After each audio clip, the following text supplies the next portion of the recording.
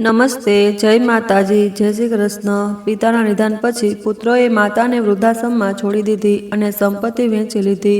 થોડા સમય પછી મોટો પુત્ર માતાને મળવા ગયો તો ત્યાં માતાના પલંગ પર તેને એક જૂનો પત્ર મળ્યો જે પિતાએ મૃત્યુ પહેલા લખ્યો હતો।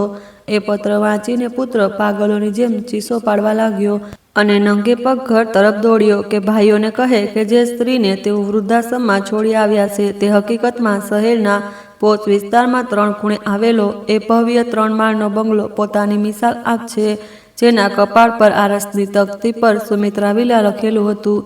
આ ઘર જોનારાઓની આંખોને ચકાચૌંધ કરી દે તેવી સુંદરતા ધરાવતું હતું, પણ તેની દિવાલોની પાછળ હવે એ સુખ શાંતિ રહી નહોતી જે ક્યારેક આ ઘરની ઓળખાણ હતી, કારણ કે એ ઘરનો આધાર એટલે શેઠ રમણીક આ દુનિયામાંથી વિદાય થઈ ચૂક્યા હતા અને પાછળ રહી ગઈ હતી તેમની વિધવા સુમિત્રા દેવી તથા 3 જવાન પુત્રો શ્રીકાંત, વિવાન અને વર્ધન, જેઓ પોતપોતાની જિંદગી અને પત્નીઓ સાથે એ જ ઘરમાં રહેતા હતા।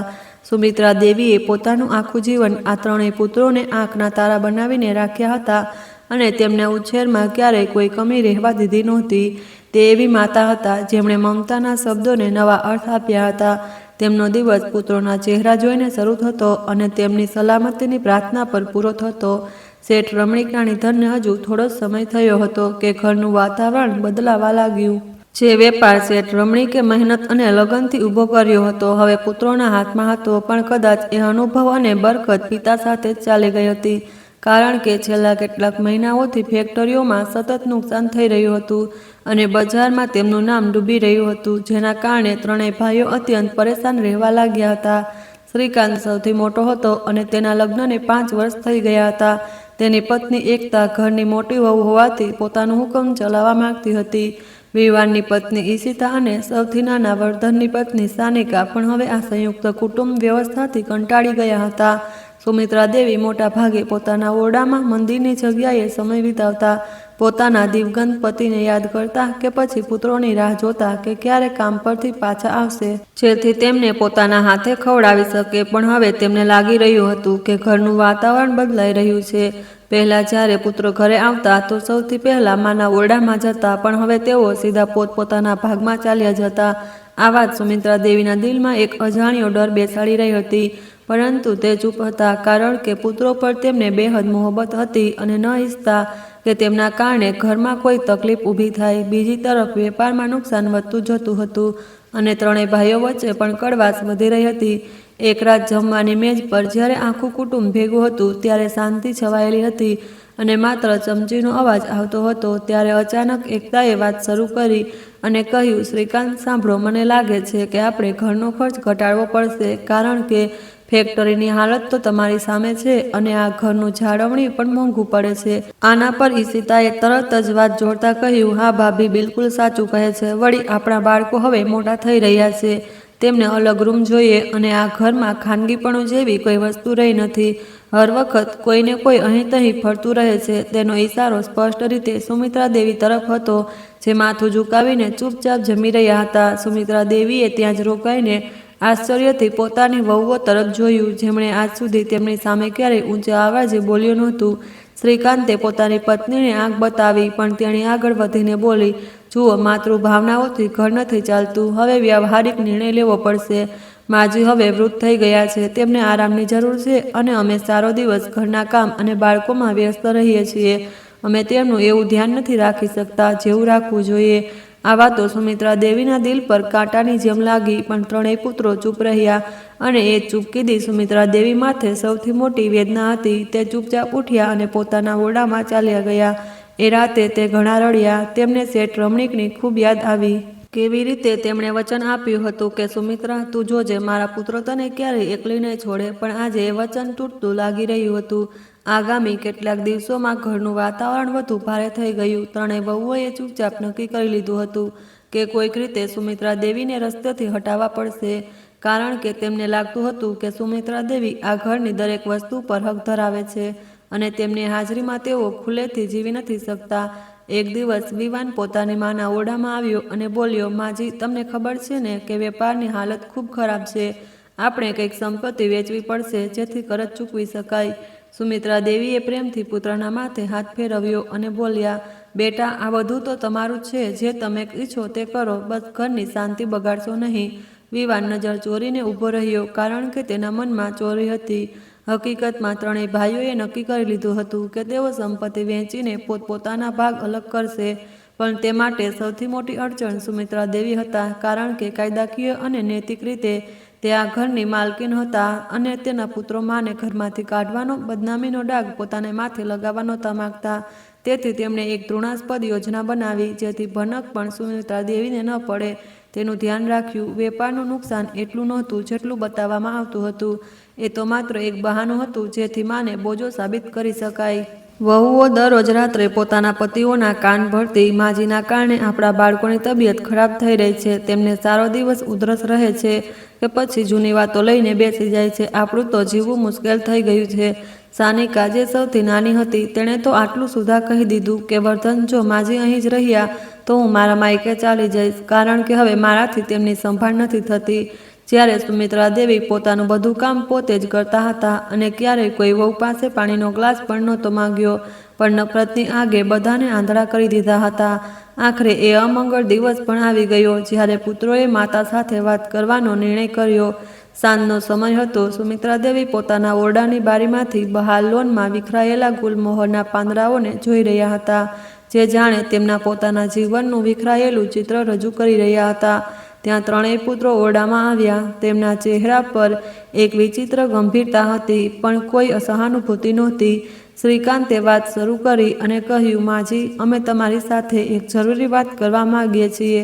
સુમિત્રા દેવીએ હસીને તેમને બેસવાનો ઇશારો કર્યો અને બોલ્યા, હા મારા બાળકો, કહો, શું વાત છે? વર્ધન અને વિવાને નજર નીચે કરી લીધી, પણ શ્રીકાંતે હિંમત ભેગી કરી અને બોલ્યો, માજી, તમે જાણો છો ને કે અમે ત્રણેય ભાઈએ સવારે નીકળીએ છીએ અને મોડી સાંજે પાછા આવીએ છીએ. વેપારની ચિંતાઓ અલગ છે અને ઘરે તમારું ધ્યાન રાખનાર કોઈ નથી. એકતા, ઈશિતા અને સાનિકા પણ બાળકો અને ઘરની જવાબદારીઓમાં એટલા ઉલઝી પડેલા છે કે તેઓ તમારી દવા અને આરામનું એવું ધ્યાન નથી રાખી શકતા જેવું તમારો હક છે. અમે નથી ઈચ્છતા કે આ ઉંમરમાં તમને કોઈ તકલીફ પડે. સુમિત્રા દેવીનું દિલ ધ્રુજી ઉઠ્યું. તે સમજી ગયા કે વાત કઈ દિશામાં જઈ રહી છે. તેમ છતાં તેમણે પોતાને સંભાળ્યા અને કાંપતા અવાજે પૂછ્યું, તો તમે શું ઈચ્છો છો? શ્રીકાંતે વાતને ગોળ ગોળ ફેરવતા કહ્યું, માજી, અમે વિચાર્યું છે કે થોડા સમય માટે તમને એક ખૂબ સારા કેન્દ્રમાં શિફ્ટ કરી દઈએ, જેને લોકો વૃદ્ધાશ્રમ કહે છે, પણ તે હકીકતમાં 5 તારા હોટલ જેવી જગ્યા છે, જ્યાં 24 કલાક ડૉક્ટર અને નર્સ હાજર હોય છે. તમારી ઉંમરની ઘણી મહિલાઓ પણ ત્યાં હશે, જેમની સાથે તમારો સમય પસાર થશે. અમે રોજ તમને મળવા આવીશું અને જેવા આપણા આર્થિક હાલત અને ઘરની પરિસ્થિતિ સુધરશે, તમને પાછા લઈ આવીશું. બસ થોડા મહિનાની જ વાત છે. માજી, કૃપા કરીને અમારી મજબૂરી સમજો. સુમિત્રા દેવીએ ખાલી નજરે પોતાના એ 3 પુત્રોને જોયા, જેમણે તેમને રાતોની ઊંઘ હરામ કરીને ઉછેર્યા હતા, જેમના માટે પોતાની જવાની કુરબાન કરી દીધી હતી અને જેમને કાંટો ખૂંચે તો પણ તેમનો જીવ હલકમાં અટકી જતો હતો. આજે એ જ પુત્રો તેમને ઘરની બહાર કાઢવા કેટલા સુંદર શબ્દો વાપરી રહ્યા હતા. તેમની અંદર કંઈક તૂટી ગયું. જીવવાની એ છેલ્લી ઈચ્છા જે સંતાન પાસેથી મળતી આશા પર ટકેલી હોય છે. સુમિત્રા દેવી સામે 2 રસ્તા હતા. એક તો ચીસો પાડીને તેમને તેમનું ફરજ યાદ કરાવે, અથવા મમતાની લાજ રાખતા તેમની ખુશી માટે ચૂપચાપ પોતાના મૃત્યુના નિર્ણય પર સહી કરી દે. તેમણે બીજો રસ્તો પસંદ કર્યો, કારણ કે તે માતા હતા અને માતા ક્યારેય પોતાના સંતાનને શર્મિંદા કે પરેશાન નથી જોતી, ભલે તેને પોતાનું હૃદય જ કાઢવું પડે. સુમિત્રા દેવીએ ઊંડો શ્વાસ લીધો અને આંસુને પાપણ પાછળ છુપાવી દીધા. પછી અત્યંત ધીમા અવાજે બોલ્યા, જો મારી ખુશી અને મારું સુખ શાંતિ તમને એ જ રસ્તે દેખાય છે તો મને મંજૂર છે. હું ત્યાં ચાલી જઈશ જ્યાં તમે લોકો સુખેથી રહી શકો. ત્રણેય પુત્રોના ચહેરા પર અચાનક શાંતિ અને રાહત ફેલાઈ ગઈ, જાણે તેમના માથા પરથી કોઈ ભારે બોજો ઉતરી ગયો હોય. તેઓ ભૂલી ગયા કે તેઓ બોજો નહીં પણ એ છત હટાવી રહ્યા છે જે તેમને દુનિયાની ગરમીથી બચાવી રહી હતી. વિવાને ઝડપથી કહ્યું, આભાર માં, તમે ખૂબ સારા છો. અમે વચન આપીએ છીએ કે ત્યાં તમને કોઈ તકલીફ ન થાય. અમે કાલે તમને ત્યાં મૂકી આવીશું અને બધું ઉત્તમ વ્યવસ્થા કરીશું. પુત્રો ઓરડામાંથી ચાલ્યા ગયા, પણ સુમિત્રા દેવી ત્યાં જ પથ્થર જેવા બેઠા રહી ગયા. તેમની આંખો સામે ભૂતકાળની તસવીરો તરવા લાગી, જ્યારે આ નાના નાના હતા અને તેમની સાથે ચોટીને સૂઈ જતા હતા. જ્યારે કોઈને તાવ આવતો તો તે આખી રાત જાગતા રહેતા. જ્યારે વર્ધને પહેલીવાર ચાલવાનું શીખ્યું ત્યારે તે કેટલા ખુશ થયા હતા. આજે એ બધી યાદો જાણે તેમની મસ્કરી કરી રહી હતી. રાતનો છેલ્લો પહોર હતો અને સુમિત્રા દેવી સામાન બાંધી રહ્યા હતા. તેમણે પોતાના કપડાં સાથે થોડાક ઘરેણાં, રમણીકનો ફોટો અને કેટલીક જૂની યાદગાર વસ્તુઓ મૂકી. તેમને ખબર હતી કે કદાચ હવે તે આ ઘરમાં ક્યારેય પાછા નહીં આવે. આ ઘર જેની દરેક ઈંટ તેમણે પોતાના પ્રેમથી જોડી હતી, હવે તેમના માટે પરાયું થઈ ગયું હતું. બીજી સવારે ઘરમાં અજીબ ગડબડ હતી. વહુઓ ઉપર છલું ઉદાસ બનવાનો પ્રયત્ન કરી રહી હતી, પણ તેમની આંખોમાં છુપાયેલી ખુશી સુમિત્રા દેવીથી છુપાઈ નહોતી. ગાડી તૈયાર હતી. શ્રીકાંત ડ્રાઈવર સીટ પર બેઠો હતો અને બાકીના બે ભાઈઓ પાછળની સીટ પર. સુમિત્રા દેવીએ છેલ્લીવાર પોતાના ઘર તરફ જોયું. એ ઓસરી તરફ જોયું જ્યાં બેસીને તે પતિ સાથે ચા પીતા હતા. એ બગીચો જોયો જેને તેમણે પોતાના હાથે સવાર્યો હતો અને પછી ભીની આંખોએ ગાડીમાં બેસી ગયા. પ્રવાસ ખામોશીમાં પસાર થયો.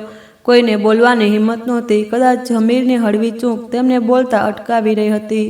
શહેરથી દૂર એક નાનકડા કસ્બામાં ગાડી એ ઇમારત સામે ઊભી રહી જેના પર સુકૂન વૃદ્ધાશ્રમ લખેલું હતું. આ નામ જ કેટલું વ્યંગ્યાત્મક હતું. પોતાનાઓથી દૂર, ભલા કેવું સુકૂન. ત્યાંના પ્રભારીએ કાગળિયાની કાર્યવાહી પૂરી કરી. સુમિત્રા દેવીએ ચૂપચાપ દરેક કાગળ પર અંગૂઠો લગાવ્યો, કારણ કે તે પોતાના પુત્રો સામે તમાશો ન બનવા માંગતા હતા. પ્રભારીએ તેમને તેમનો ઓરડો બતાવ્યો. સ્વચ્છ હતો, પણ એમાં એ અપનાપન નહોતું જે તેમના પોતાના ઘરની દિવાલોમાં વસતું હતું. જ્યારે ત્રણેય પુત્રો તેમને ત્યાં છોડીને જવા લાગ્યા ત્યારે સુમિત્રા દેવીએ શ્રીકાંતનો હાથ પકડી લીધો. તેમને હાથ કાંપી રહ્યા હતા. તે કદાચ કહેવા માંગતા હતા કે મને છોડીને ન જા, મને આ એકલતાથી ડર લાગે છે, પણ તેમણે માત્ર એટલું જ કહ્યું, પોતાનું અને પત્ની બાળકોનું ધ્યાન રાખજે અને પરસ્પર ઝઘડશો નહીં, મળી જોડીને રહેજો. શ્રીકાંતે ઝડપથી હાથ છોડાવ્યો અને બોલ્યો, માજી ચિંતા ન કરો, અમે આવતા રહીશું. અને પછી તે ત્રણેય ઝડપી પગલે બહાર નીકળી ગયા, જાણે ત્યાંથી ભાગી જવા માંગતા હોય. સુમિત્રા દેવી બારણા પર ઊભા રહીને તેમને ત્યાં સુધી જોતા રહ્યા જ્યાં સુધી ગાડી આંખની ઓટ ન થઈ ગઈ.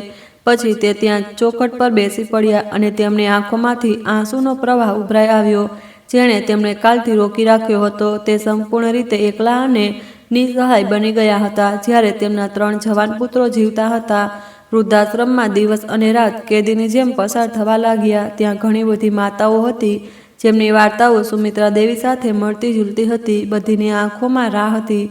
બધી દરવાજા તરફ જોતી રહેતી કે કદાચ કોઈ આવે. ધીમે ધીમે સુમિત્રા દેવી પણ એ જૂથમાં સામેલ થઈ ગયા. તે દરરોજ સવારે નાઈ ધોઈને તૈયાર થતા અને ગેટ પાસે બેસી જતા કે કદાચ આજે શ્રીકાંત, વિવાન કે વર્ધન તેમને લેવા આવે.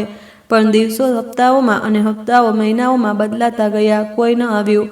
શરૂઆતમાં 1-2 ફોન આવતા રહ્યા, પછી તે પણ બંધ થઈ ગયા. વહુઓએ પુત્રોને એવો વિશ્વાસ દિલાવી દીધો કે માજી ત્યાં ખુશ છે અને ઘરની હાલત પણ સુધરી રહી છે, એટલે હવે તેમને પરેશાન ન કરવું જોઈએ. બીજી તરફ ઘરમાં સુમિત્રા દેવીના જતા પછી જાણે ઉત્સવનો માહોલ હતો. ત્રણેય ભાઈઓએ તરત જ સંપત્તિ વેચવાનું શરૂ કરી દીધું. ઘરના 3 ભાગ કરી નાખ્યા. વચ્ચે દિવાલો ઊભી કરી દીધી. જે મોટો બેઠક ખંડ ક્યારેક બધાને એકસાથે જોડતો હતો તે હવે સંપૂર્ણ વિભાજિત થઈ ગયો હતો. ફેક્ટરીના પણ ભાગ કરી નાખ્યા. પણ પ્રકૃતિ ચૂપચાપ આ બધું જોઈ રહી હતી અને સમયનું ચક્ર પોતાનો પ્રભાવ બતાવવા લાગ્યું. વિભાજન પછી બરકત સંપૂર્ણપણે ખતમ થઈ ગઈ. ભાઈઓ વચ્ચે વેપારી દુશ્મની શરૂ થઈ ગઈ. જે કાલ સુધી એક થાળીમાં જમતા હતા તે એકબીજાના દુશ્મન બની ગયા. એકતા, ઈશિતા અને સોનિકા પણ હવે એકબીજાનો ચહેરો જોવા પસંદ નહોતા કરતા. ઘરની શાંતિ જે સુમિત્રા દેવીના કારણે કાયમ હતી તે હવે પૂરેપૂરી તબાહ થઈ ગઈ હતી. પણ હજુ સુધી કોઈને પોતાની ભૂલનો અહેસાસ નહોતો થયો. 6 મહિના વીતી ગયા. સુમિત્રા દેવી હવે પલંગ પર પડી ગયા હતા અને તેમની તબિયત ઝડપથી બગડી રહી હતી. ડોક્ટરોનું કહેવું હતું કે તેમને કોઈ રોગ નથી, બસ અંદરનું દુઃખ તેમને ખાઈ રહ્યો છે. તે વાતો પણ નહોતા કરતા, બસ ખામોશ સૂતા રહેતા અને છત તાકી રહેતા. બીજી તરફ શ્રીકાંતને અચાનક એક કાનૂની ઉલઝનનો સામનો કરવો પડ્યો, જેના માટે તેને માતાના હસ્તાક્ષરની સખત જરૂરત હતી. વકીલે કહ્યું કે એક જૂની સંપત્તિના કાગળોમાં સમસ્યા છે જે સુમિત્રા દેવીના હસ્તાક્ષર વગર ઉકેલાઈ નહીં શકે, નહીંતર ભારે નુકસાન થશે. શ્રીકાંતે વિચાર્યું કે ચાલો આ બહાને માને પણ મળી લેવાશે અને કામ પણ થઈ જશે. તેણે ભાઈઓને કહ્યું નહીં અને એકલો જ વૃદ્ધાશ્રમ તરફ નીકળી પડ્યો. રસ્તામાં તે વિચારી રહ્યો હતો કે માને શું મોં બતાવશે, પણ તેની સ્વાર્થિતા તેના પર હાવી હતી. તેણે વિચાર્યું કે થોડા ફળ અને મીઠાઈ લઈ જાઉં, માજી ખુશ થઈ જશે. જ્યારે તે વૃદ્ધાશ્રમ પહોંચ્યો ત્યારે ત્યાંનો માહોલ અજીબ શોકમય લાગ્યો. તે રિસેપ્શન પર ગયો અને માતા વિશે પૂછ્યું. ઇન્ચાર્જે તેને વિચિત્ર નજરે જોયું અને કહ્યું, તમે ઘણા મોડા આવ્યા છો. શ્રીકાંતે શરમાતા કહ્યું, દરઅસલ ઘણો વ્યસ્ત હતો. મને સુમિત્રા દેવીના ઓરડામાં જવું છે. ઇન્ચાર્જે ઊંડો શ્વાસ લીધો અને કહ્યું, ઓરડો નંબર 12. પણ શ્રીકાંત વાત પૂરી સાંભળ્યા વગર જ ઝડપી પગલે ચાલી નીકળ્યો. તેનું દિલ ધડક ધડક થઈ રહ્યું હતું. એક અજીબ ડર તેને ઘેરી વળ્યો હતો. જ્યારે તે ઓરડાના દરવાજે પહોંચ્યો ત્યારે દરવાજો ખુલ્લો હતો, પણ અંદરનું દ્રશ્ય જોઈને તેના પગ ત્યાં સ્તંભી ગયા. ઓરડો ખાલી હતો. પલંગ પર સ્વચ્છ ચાદર પાથરેલી હતી અને તેના પર એક સફેદ લિફાફા પર સુમિત્રા દેવીનો ફોટો મૂકેલો હતો. ત્યાં કોઈ નહોતું. શ્રીકાંતના ગળામાં જાણે કાંટા ખૂંચવા લાગ્યા. તેણે પાછળ ફરીને નર્સને અવાજ આપ્યો તો એક વૃદ્ધ આયા ત્યાં આવી અને શ્રીકાંતને ઓળખી ગઈ. તે ગુસ્સા અને દુઃખથી શ્રીકાંતને જોઈને બોલી, તમે હવે આવ્યા. જ્યારે તે ચાલી ગયા. આ સાંભળતા શ્રીકાંત પણ જાણે વીજળી પડી. તેણે ધ્રુજતા અવાજે પૂછ્યું, શું મતલબ? માજી ક્યાં છે? આયાએ પલંગ તરફ ઇશારો કર્યો અને કહ્યું, તે તો કેદુના તમારી રાહ જોતા જોતા થાકી ગયા હતા. તેમણે આ જગ્યા છોડી દીધી, પણ જતા પહેલા તેમણે તારા માટે આ પત્ર અને ફોટો છોડ્યો હતો. તેમણે કહ્યું હતું કે મારો દીકરો શ્રીકાંત આવશે તો તેને આપી દેજો. શ્રીકાંતે કાપતા હાથે લિફાફો ઉઠાવ્યો. આ એ જ પત્ર હતો જે તેના પિતા શેઠ રમણીકે મૃત્યુ પહેલા લખ્યો હતો અને સુમિત્રા દેવીને કહ્યું હતું કે સમય આવે તો આ પુત્રોને આપી દેજો. આ પત્ર સુમિત્રા દેવીએ હંમેશા છાતીએ ચોંટાડીને રાખ્યો હતો અને હવે એ શ્રીકાંતના હાથમાં હતો. તેને ખબર નહોતી કે આ નાનકડા કાગળના ટુકડામાં તેના જીવનનું સૌથી ભયાનક સત્ય લખેલું છે. એવું સત્ય જે તેની આખી દુનિયા ઉજ્જડ કરી નાખશે. શ્રીકાંત ત્યાં જ પલંગની ધારે બેસી પડ્યો અને લિફાફો ખોલ્યો. તેના હાથ ભયંકર રીતે કાંપી રહ્યા હતા અને આંખોમાંથી આંસુ સતત વહી રહ્યા હતા. પત્રની પહેલી જ પંક્તિ વાંચતા તેના પગ તળે જમીન ખસી ગઈ. શ્રીકાંતની આંખો એ શબ્દો પર અટકી ગઈ જે તેના પિતાના હાથે લખાયેલા હતા. પત્ર વાંચતા વાંચતા તેના શરીરમાંથી જાણે જાણ નીકળી રહી હોય તેવું લાગ્યું. જેમ જેમ તે પંક્તિઓ આગળ વધતો ગયો તેનો રંગ ઉઠતો ગયો અને બેચેનીથી કપાળ પર પરસેવાના ટીપા ઉભરાવા લાગ્યા. એ આંસુ નહોતા, પીગળેલો કાચ હતો જે જાણે તેના કાનમાં રેડવામાં આવી રહ્યો હતો. આખો પત્ર વાંચી લીધા પછી પણ તેમાં એટલી હિંમત ન રહી કે તે કાગળ પરથી નજર હટાવી શકે, કારણ કે તેને લાગી રહ્યું હતું કે જો તેણે માથું ઊંચું કર્યું તો દુનિયા તેને ગળી જશે. તે સ્તબ્ધ થઈ ગયો હતો, એકદમ પથ્થરની મૂર્તિ જેવો, જેની અંદર સંવેદનાઓનું નામો નિશાન પણ ન રહ્યું હોય. તેના મગજમાં ગાઢ શાંતિ છવાઈ ગઈ હતી અને ટીક ટીકનો અવાજ પણ ધીમો પડી ગયો હતો. તેને નર્સનો અવાજ સંભળાતો હતો, બહારથી પસાર થતી ગાડીઓનો અવાજ પણ. તેની અંદર ચાલતી હલચલ તેના મન પર હથોડાની જેમ ઘા કરી રહી હતી. એ પત્રમાં થયેલા ખુલાસા કયામતથી ઓછા નહોતા. જે વાત વર્ષોથી તેમના ઘરના પાયામાં દબાયેલી હતી આજે ધડાકા સાથે બહાર આવી હતી અને જે દિલ પોતાને આ વંશનો વારસ અને સૌથી મોટો સમજતું હતું તેનું સંપૂર્ણ અસ્તિત્વ તૂટી ગયું હતું. તેને લાંબા સમય સુધી સમજાયું જ નહીં કે તે શું કરે. તેના હાથ પગ સૂન પડી ગયા હતા અને હૃદયની ધડકન એટલી ઝડપી હતી કે જાણે છાતી ફાડીને બહાર નીકળી આવશે. પશ્ચાતાપ, શરમ અને ભયની મિશ્રિત સ્થિતિમાં તે સંપૂર્ણપણે જકડાઈ ગયો હતો.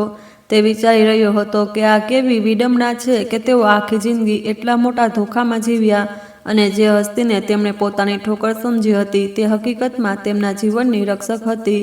તેને પોતાની આંખો સામે માનો ચહેરો ફરતો લાગ્યો, એ જુરીઓથી ભરેલો ચહેરો જેને તેણે છેલ્લીવાર વૃદ્ધાશ્રમમાં છોડતી વખતે જોયો હતો.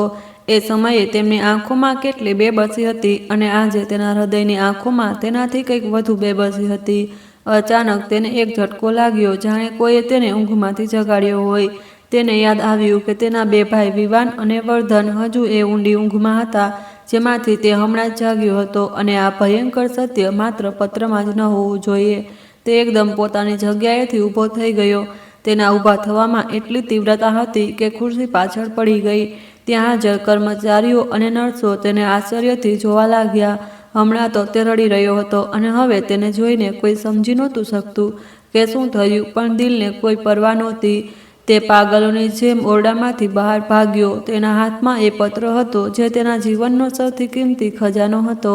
તે કોરિડોરમાં દોડતો પાર્કિંગ તરફ ગયો. તેની આંખોમાંથી સતત આંસુ વહી રહ્યા હતા અને તે વારંવાર પોતાની છાતી પર હાથ મારી રહ્યો હતો, જાણે અંદરની ગુગડામણ ઓછી કરવાનો પ્રયત્ન કરતો હોય. તેણે કાપતા હાથે ગાડીનો દરવાજો ખોલ્યો અને ગાડી સ્ટાર્ટ કરી. તેને કાંઈ સમજાતું નહોતું કે તે ગાડી કેવી રીતે ચલાવી રહ્યો છે. રસ્તાઓ પર ટ્રાફિકનો અવાજ હતો, પણ તેના કાનમાં ફક્ત પત્રના લખેલા શબ્દો જ ગુંજી રહ્યા હતા.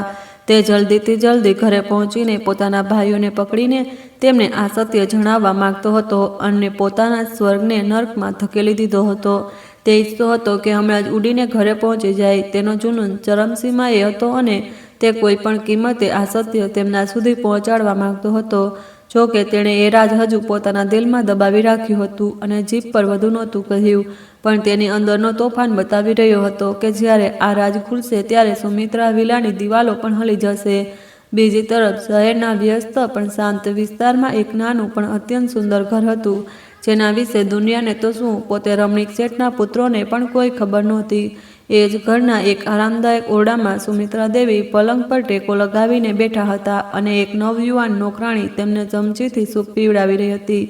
સુમિત્રા દેવીનો ચહેરો પીળો પડી ગયો હતો અને આંખો નીચે ઊંડા કાળા વર્તુળો ઉભરાઈ આવ્યા હતા. તે શારીરિક રીતે ખૂબ નબળા પડી ગયા હતા. તેમના હાથ કાંપી રહ્યા હતા અને મુશ્કેલીથી તે મોઢું ખોલી શકતા હતા. કુસુમ ઘણી મોહબ્બત અને સાવચેતીથી તેમને ખવડાવી રહી હતી અને સાથે સાથે દિલાસો પણ આપી રહી હતી.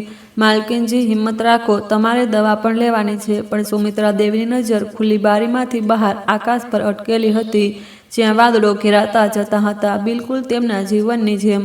તેમના વૃદ્ધાશ્રમમાં રહેવાનો હેતુ હવે પૂરો થઈ ગયો હતો. બલકે એમ કહેવું વધુ યોગ્ય હતું કે તેમની આશાનો છેલ્લો દીવો પણ ઓલવાઈ ગયો હતો. દરઅસલ સુમિત્રા દેવીનું વૃદ્ધાશ્રમમાંથી આ ગુપ્ત ઘરમાં આવી જવું કોઈ અચાનક લીધેલો નિર્ણય નહોતો અને ના જ એ કોઈ સંયોગ હતો. તેની પાછળ એક ઊંડી ઠેસ અને તૂટેલું મન હતું. થયું એવું હતું કે આજે સવારે જ સુમિત્રા દેવીના વકીલનો ફોન વૃદ્ધાશ્રમની ઓફિસમાં આવ્યો હતો.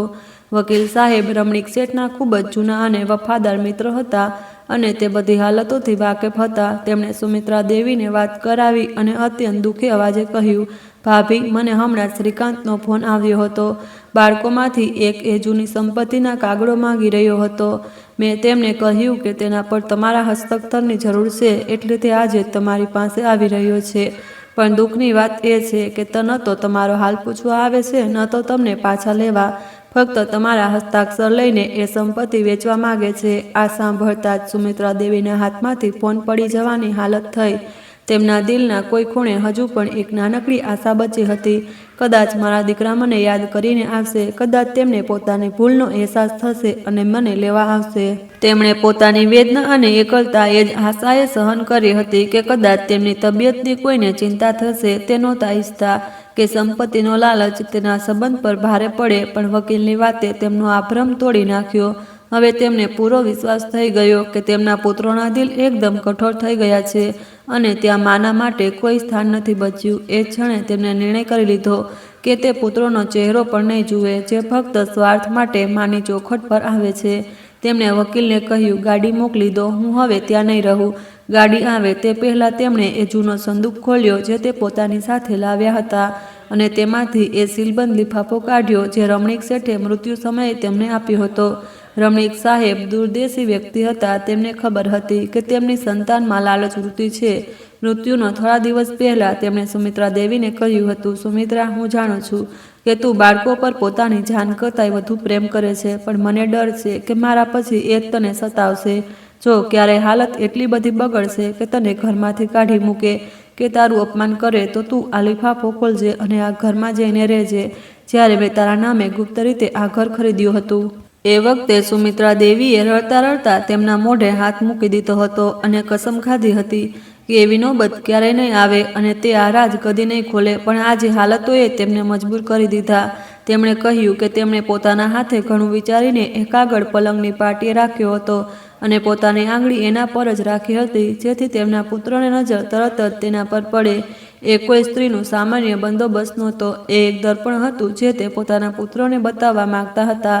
તે ઈચ્છતા હતા કે જ્યારે હવે તેઓ ફક્ત પોતાના મતલબ માટે આવશે ત્યારે તેમને એ સત્ય મળે જે તેમનું જીવન બદલી નાખે. તેમણે દિલ પર પથ્થર રાખીને એ જગ્યા છોડી દીધી અને વકીલે મોકલેલી ગાડીમાં બેસીને એ ગુપ્ત ઘરમાં આવી ગયા.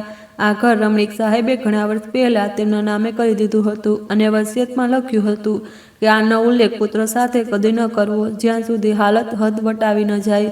હવે સુમિત્રા દેવી આ ઘરમાં સુરક્ષિત હતા, પણ તેમનું દિલ ઉજળ થઈ ગયું હતું. કુસુમે સૂપનો પ્યાલો બાજુમાં મૂક્યો અને પાણીનો ગ્લાસ તેમની તરફ વધાર્યો. સુમિત્રા દેવીએ એક ઘૂંટડો પાણી પીધું અને થાકેલા આવાજે પૂછ્યું, વકીલ સાહેબનો કોઈ ફોન આવ્યો? કુસુમે ના માંડ્યું. સુમિત્રા દેવી જાણતા હતા કે હવે તો એ કાગળ તેમના હાથમાં પડી ગયો હશે. તે તો સબ્ર કરી શકતા હતા, પણ એક ક્ષણે તેમના પુત્રોના દિલ પર શું પસાર થઈ રહ્યું હશે. એક માતા હોવાના નાતે એ વિચારતા જ તેમનું મન તૂટી જતું હતું. તેમનું દિલ તડપી ઉઠ્યું. કાશ તે એ સમયે પોતાના દીકરા પાસે હોત અને તેને સંભાળી લેત. પણ પછી તેમને યાદ આવ્યું કે આજ પુત્રોએ તેમને કેવી રીતે એકલા અને નિસહાય છોડી દીધા હતા. તેમણે આંખો બંધ કરી લીધી અને આંસુની બે ધાર તેમના ગાલ પર લપસી પડી. તે વિચારી રહ્યા હતા કે લોકો કહે છે કર્મનો પ્રારંભ થઈ ગયો છે. જે સત્યને મેં છુપાવી બેઠી હતી એ જ તોફાન બનીને મારી તરફ આવી રહ્યું છે. અધરનો પાગલપન અને સુમિત્રા દેવીની ખામોશી એ જ વાતનો પુરાવો હતો. જ્યારે તકદીર હિસાબ લે છે ત્યારે માણસના બધા મનસૂબા ધરાશાયી થઈ જાય છે. સુમિત્રા દેવીએ નિર્ણય કરી લીધો હતો કે તે હવે કદી આ પુત્રોના જીવનમાં સામેલ નહીં થાય, કારણ કે માતૃત્વના સંઘર્ષમાં આજે માં જીતી ગઈ હતી. તે દુનિયાને એ નહોતા બતાવવા માગતા કે તેમના પોતાના સગા પુત્રો, જે હવે તેમના માટે સગા નહોતા રહ્યા, તેમની સાથે શું કરી ગયા, પણ હવે તે વધુ અપમાન સહેવા પણ નહોતા માગતા. એટલે તેમણે પોતાને સંપૂર્ણપણે સમેટી લીધું હતું. બીજી તરફ ગાડી હવાને ચીરતી અને શહેરના અવાજને પાછળ છોડતી તેના ઘર તરફ આગળ વધી રહી હતી. તેનું મગજ શૂન્ય હતું અને બસ એક જ વાત વારંવાર મનમાં ફરી રહી હતી, ક્યારે ઘરે પહોંચશે, ક્યારે તે પોતાના ભાઈઓ સામે એ કાગળ લહેરાવશે અને તેમને પૂછશે, હવે કહો આપણે શું કરીએ. તેની પાસે હવે ગુમાવવા માટે કંઈ નહોતું બચ્યું, કારણ કે તે તો પહેલેથી જ બધું ગુમાવી ચૂક્યો હતો. પત્રમાં લખેલી વાતો તેના મગજમાં ગુંજી રહી હતી અને દરેક શબ્દ તેની આત્મા પર કોરડા વરસાવી રહ્યો હતો. તેને હવે ખબર પડી ગઈ હતી કે જે સ્ત્રીને તેમણે વૃદ્ધાશ્રમની ધૂળ ખાવા છોડી દીધી હતી તે કોઈ સામાન્ય સ્ત્રી નહોતી. તે તેમના માથા પર છાંયડો બનીને રહેતી હતી અને હવે તેની અસલ સત્યતા સામે આવી ગઈ હતી. પણ આ બધું તે પોતાના ભાઈઓ સામે જ બોલવા માંગતો હતો, જેથી તેમની પણ એ જ હાલત થાય જે તેની થઈ. જે ઝેર તેણે હમણાં પીધું હતું એ જ તે પોતાના ભાઈઓના ગળે પણ ઉતારી દેવા માંગતો હતો, જેથી કરેલા અપરાધનો બોજો બધા મળીને ઉપાડે. ગાડી ઘરના ફાટક પર પહોંચી ત્યારે ચોકીદારે ગેટ ખોલવામાં થોડી વાર લગાવી, જેના પર શ્રીકાંતે હોર્ન પર હાથ રાખી દીધો અને સતત વગાડવા લાગ્યો. તેના આ અંદાજથી સ્પષ્ટ દેખાઈ રહ્યું હતું કે આજે તે સામાન્ય નથી. જેવો ગેટ ખુલ્યો કે તેણે ગાડી અંદર ઘુસાડી દીધી અને ટાયરની ચીસ સાથે પોર્ચમાં બ્રેક મારી. ઘરની અંદર રહેલી એકતા, ઈશિતા અને સાનિકા બારીમાંથી આ દ્રશ્ય જોઈ રહી હતી અને આશ્ચર્યમાં હતી કે શ્રીકાંતને અચાનક શું થઈ ગયું. તે તો આજે ઘણો શાંત મને ગયો હતો, પછી આ પાગલપન કેવો? ગાડીમાંથી ઉતરતા જ તેના પગ લથડી રહ્યા હતા, ટાઈ ઢીલી થઈ ગઈ હતી અને ચહેરો અસ્તવ્યસ્ત હતો. તે ચીસો પાડતો અંદર દાખલ થયો. વિવાન, વર્ધન, બહાર નીકળો, બધા બહાર નીકળો. તેના અવાજની તીક્ષ્ણતાથી આખું ઘર ધ્રુજી ઉઠ્યું. ત્રણેય વહુઓ ડરતા ડરતા પોતાના ઓરડામાંથી બહાર આવી અને વિવાન, વર્ધન પણ ગભરાઈને પોતપોતાના ઓરડામાંથી નીચે દોડી આવ્યા, એમ વિચારતા કે કદાચ કોઈ મોટો અકસ્માત થયો હશે કે ફેક્ટરીમાં આગ લાગી ગઈ હશે. તેમને ખબર નહોતી કે આગ ફેક્ટરીમાં નહીં પણ તેમના જીવનમાં લાગી ચૂકી છે, જે બધું ભસ્મ કરી નાખશે. બીજી તરફ એ અજાણ્યા પણ શાંત ઘરના ખુલ્લા ઓરડામાં સુમિત્રા દેવી હજુ પોતાના વિચારોના સમુદ્રમાં ડૂબેલા હતા. બારીની બહાર વરસાદ શરૂ થઈ ગયો હતો અને ટીપાની ટપટપે વાતાવરણને વધુ ઉદાસ બનાવી દીધું હતું. નર્સ તેમને દવા આપીને ચાલી ગઈ હતી અને તે હવે એકલા હતા. આ એકલતા તેમને ભૂતકાળના દિવસો તરફ શા માટે ખેંચે લઈ જતી હતી, જે વાતો તેમણે હિંમતથી પોતાની અંદર બંધ કરી રાખી હતી. તેમની આંખો સામે એ ભૂતકાળના દિવસો ફરી વળ્યા, જ્યારે તે જુવાન હતા અને દુનિયાની દરેક એ નેમત એમની પાસે હતી, એક સિવાય ઓલાદની નેમત. સુમિત્રા દેવી એક ખૂબ મોટા નવાબ ખાનદાનના એકમાત્ર વારસ હતા. દોલતની ભરમાર હતી, પણ પ્રકૃતિએ તેમનો ખોડો લીલો કરવાનો નિર્ણય નહોતો કર્યો. તેમના પહેલા લગ્ન એવા વ્યક્તિ સાથે થયા હતા જે ફક્ત તેમની દોલતનો પૂજારી હતો, પણ જ્યારે તેને ખબર પડી કે સુમિત્રા દેવી કદી માં નહીં બની શકે, તો તેને તાના અને અપમાનનો બજાર ગરમ કરી દીધો. તેમને બાંજ હોવાનો તાણો રોજ સાંભળવો પડતો. આખરે એ લગ્ન નિષ્ફળ ગયા અને તે છૂટાછેડાનો ડાઘ લઈને પોતાના માયકાના મહેલમાં પાછા આવી ગયા. તેમના જીવનમાં રમણીક આવ્યો. તેમના પિતાનો વિશ્વાસુ, ઈમાનદાર અને મહેનતુ કર્મચારી, જેનું પોતાનું જીવન પણ દુઃખોથી ભરેલું હતું. તેની પત્ની તેને છોડીને ભાગી ગઈ હતી, કારણ કે તે રમણીકની ગરીબીથી કંટાળી ગઈ હતી અને 3 નાના બાળકો શ્રીકાંત, વિવાન અને વર્ધન પાછળ છોડી ગઈ હતી. રમણીક આ બાળકોને લઈને ખૂબ પરેશાન હતો. જ્યારે સુમિત્રા દેવીએ આ માસૂમ બાળકોને જોયા તો તેમને અંદરની સૂતેલી મમતા જાગી ઉઠી. તેમને લાગ્યું કે પ્રકૃતિએ તેમને ખોળો ભરવાનો બીજો રસ્તો કાઢ્યો છે. તેમણે સમાજની પરવા કર્યા વગર રમણીક સાથે લગ્ન કરી લીધા. આ નિર્ણય ખૂબ મોટો હતો. એક તરફ કરોડોની માલકીન અને બીજી તરફ એક સામાન્ય કર્મચારી. પણ સુમિત્રાને ફક્ત એ બાળકો જ જોઈતા હતા. રમણીક એક સાચો અને નેક માણસ હતો. તેણે સુમિત્રાને એ સન્માન આપ્યું જે તેમને પહેલા પતિથી ક્યારેય નહોતું મળ્યું. સુમિત્રા દેવીએ પોતાની સમગ્ર સંપત્તિ, બેંક બેલેન્સ અને જમીન રમણીકને સોંપી દીધી અને કહ્યું, આજથી તું આની સંભાળ રાખજે. આ પૈસાથી વેપાર કર અને આ બાળકોને એવા બનાવ કે તેમને ક્યારેય એ અહેસાસ ન થાય કે તેમની જન્મદાત્રી માં તેમને છોડીને ગઈ હતી. રમણીકે સુમિત્રા દેવીની દોલતને પોતાની જવાબદારી સમજી અને દિવસ રાત મહેનત કરીને તેને એક મોટી વ્યાપારિક સંતલતમાં બદલી નાખી. 3 પુત્રો સુમિત્રાને જ પોતાની મા માનીને મોટા થયા, કારણ કે જ્યારે તે આ ઘરમાં આવ્યા ત્યારે ખૂબ નાના હતા અને સુમિત્રાએ તેમને ક્યારેય સાવકા હોવાનો અહેસાસ ન થવા દીધો. તે રાતોની રાત જાગીને તેમની સંભાળ લેતા, તેમની દરેક ઈચ્છા પૂરી કરતા. અહીં સુધી કે રમણીક પણ ક્યારેક આશ્ચર્ય પામી જતો કે કોઈ બિનસંબંધી સ્ત્રી કોઈ બીજાના બાળકોને આટલો પ્રેમ કેવી રીતે આપી શકે. પણ જેમ જેમ સમય વીતતો ગયો અને પુત્રો જવાન થયા, તેમના લગ્ન થયા, ઘરનું વાતાવરણ બદલાવા લાગ્યું. રમણીક એક અનુભવી વ્યક્તિ હતો. તે ચૂપચાપ બધું જોઈ રહ્યો હતો. તેને દેખાતું હતું કે તેના પુત્રો પોતાની પત્નીઓના પ્રભાવમાં આવી રહ્યા છે અને સુમિત્રા દેવીએ આપેલી સ્વતંત્રતા અને સ્નેહનો અયોગ્ય લાભ લઈ રહ્યા છે. રમણીક જાણતો હતો કે સુમિત્રા દેવીએ પોતાનું આખું જીવન આ બાળકોના નામે કરી દીધું છે, પણ આ બાળકોની આંખોમાં તેમના પ્રત્યેનો આદર અને લગાવ ઘટતો જતો હતો. રમણીકને પોતાના મૃત્યુનો ડર નહોતો. ડર એ વાતનો હતો કે તેના જતા પછી સુમિત્રાનું શું થશે.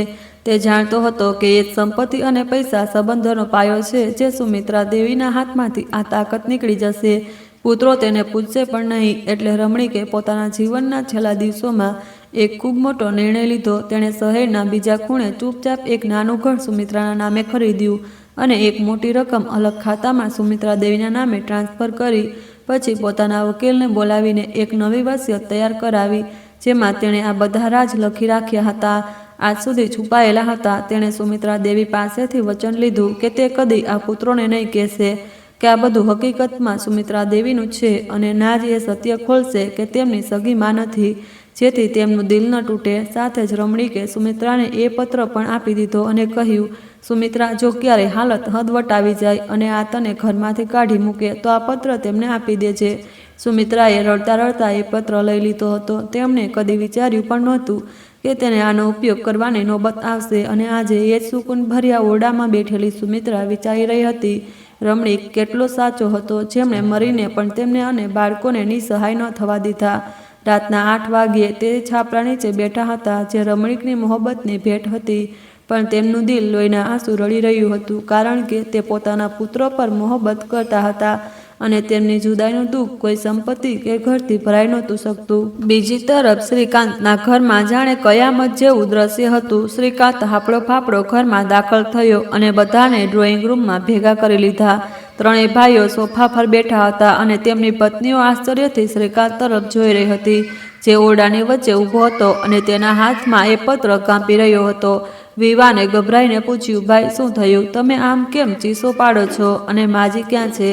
દસ્તખત થઈ ગયા? દસ્તખત શબ્દ સાંભળતા શ્રીકાંતે ઝેરી હાસ્ય કર્યું અને પોતાને મેજ પર પછાડી દીધો. તેણે કહ્યું, તને દસ્તખતની પડી છે? આપણે બરબાદ થઈ ગયા વિવાન, આપણે તબાહ થઈ ગયા.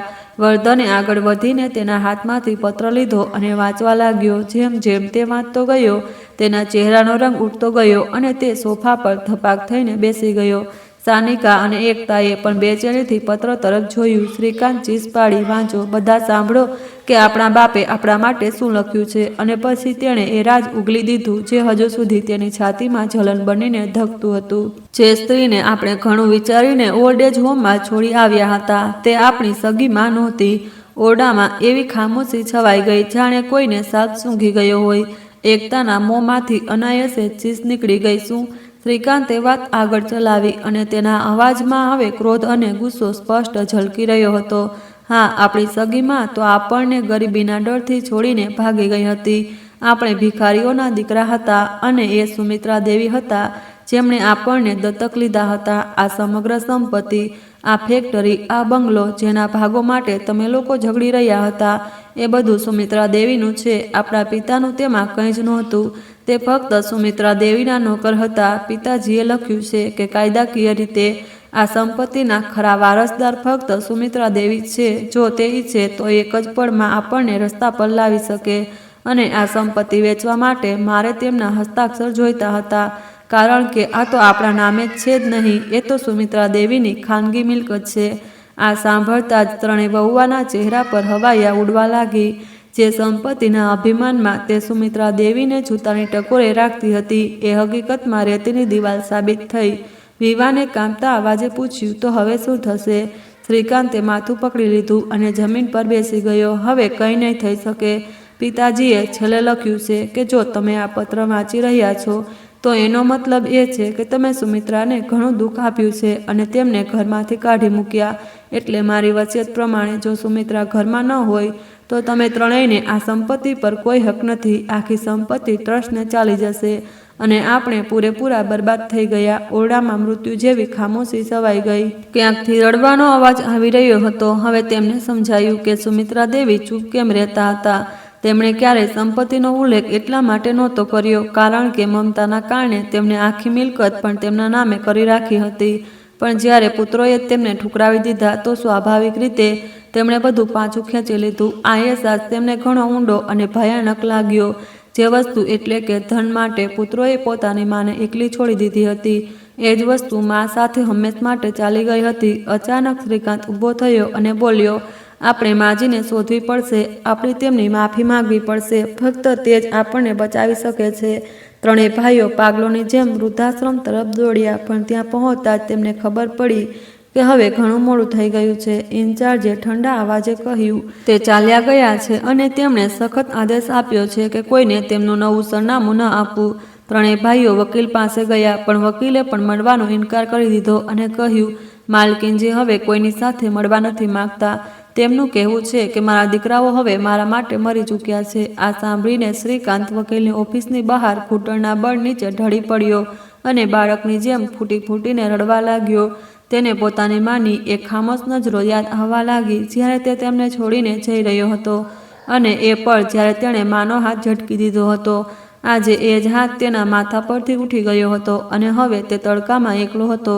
સંપત્તિના કાગળો હવે રદ્દીના ટુકડા બની ગયા હતા કારણ કે જે હાથે તેના પર હસ્તાક્ષર કરવાના હતા એ હવે તેમની પહોંચથી ઘણા દૂર ચાલ્યા ગયા હતા. ફેક્ટરી કરોજમાં ડૂબી ગઈ હતી અને ઘર વેચવાની નોબત આવી પહોંચી હતી. ઈશિતા જે ક્યારેક અલગ ભાગ માગતી હતી હવે માથું છુપાવવાની જગ્યાને તરસી રહી હતી. તેમની પોતાની ઓલાદ પણ આ બધું જોઈ રહી હતી અને કદાચ એ શીખી રહી હતી કે વૃદ્ધાવસ્થામાં માતા પિતાને કેવી રીતે સાથે રાખવા જોઈએ. બીજી તરફ સુમિત્રા દેવી પોતાના નવા ઘરમાં એકાંતમાં બેઠા હતા, પણ ચારે બાજુ મનમાં વસેલી ઉદાસી છવાયેલી હતી. એ જાણતા હતા કે તેમના પુત્રો હવે દર દર ભટકશે, પણ હવે તે કંઈ કરી શકે તેમ નહોતા, કારણ કે એકવાર જ્યારે દિલનો કાચ તૂટી જાય તો ફરી જોડાતો નથી.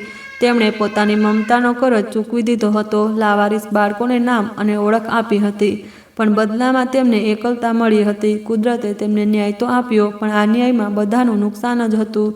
સુમિત્રા દેવીએ આંખો બંધ કરી લીધી અને ઈશ્વર સામે માથું ઝુકાવીને કહ્યું, એ માલિક, તેરી દુનિયાના રંગ નિરાળા છે. તેમણે મનોમન પોતાના પુત્રોને માફ કરી દીધા હતા, પણ તે જાણતા હતા કે હવે તેમનું પાછા ફરવું શક્ય નથી, કારણ કે જો તે પાછા ફર્યા તો દુનિયા કહેશે કે દોલતે ફરી સંબંધો ખરીદી લીધા. તે પોતાની ઇજ્જત અને સન્માનનો સોદો નહોતા કરી શકતા. આ રીતે તેમના ઘરની રોનક, સુખ શાંતિ અને ખુશીઓ હંમેશ માટે તેમનાથી દૂર થઈ ગઈ અને તેમની વાર્તા દુનિયા માટે એક સબક બની ગઈ કે મા ભલે જન્મ આપનારી હોય કે પાળનારી, તે મા જ હોય છે અને તેના ચરણોમાં જ સ્વર્ગ હોય છે. જે આ સત્યને ઠુકરાવે છે તે દુનિયા અને આખિરત બંનેમાં અપમાનિત જ થાય છે.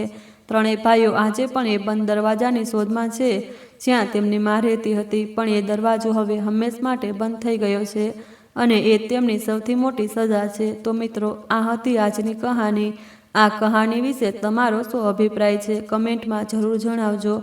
જો કહાની પસંદ આવી હોય તો લાઈક કરજો, ચેનલ સબસ્ક્રાઈબ કરજો અને બેલ આઇકન દબાવીને ઓલ પર સેટ કરી દેજો, જેથી નવી કહાનીની જાણકારી તરત મળી જાય. આભાર.